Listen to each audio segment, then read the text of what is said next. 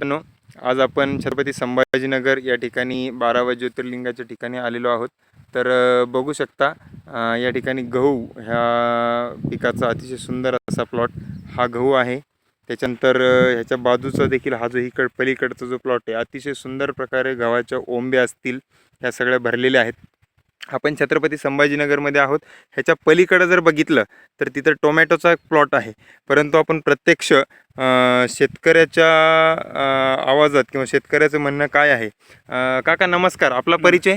Kailas Ramu Chavan. Okay. Kailas Chavan sir आपल्यासोबत आहेत. बाबा, तुम्हाला ॲक्च्युली ह्या गव्हाच्या ह्याच्यावरती आपले जे औषध वापरलं आणि कोणतं औषध वापरून तुम्हाला कशा प्रकारे परिणामकारक हे वाटतंय? हे गव्हाविषयी म्हणजे कारण आपलं बूस्टर IMCचं बूस्टर वापरलेलं आहे, active heater, plant care. Booster दाखवा एक मिनिट.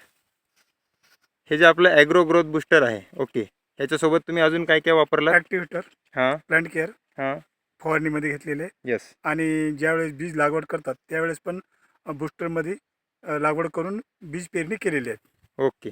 म्हणजे बी प्रक्रिया पण तुम्ही केली आणि त्यानंतर पूर्णपणे आता गव्हाची सध्या तुम्हाला क्वालिटी कशी वाटते? किती फुटवे आहेत? फुटवे कमीत कमी 20च्या आतच आहेत. 17-18 ते 18 फुटवे आहेत. आणि दुसरी महत्त्वाची गोष्ट, प्रत्येक ह्याला ओंबी आणि प्रत्येक ओंब्याची साईज आहे साधारणतः 5 ते 7 इंचाच्या प्लस. म्हणजे जर विचार केला अतिशय सुंदर असा ॲव्हरेज या ठिकाणी गव्हाला आपण बघू शकतो. आणि त्याचसोबत जर विचार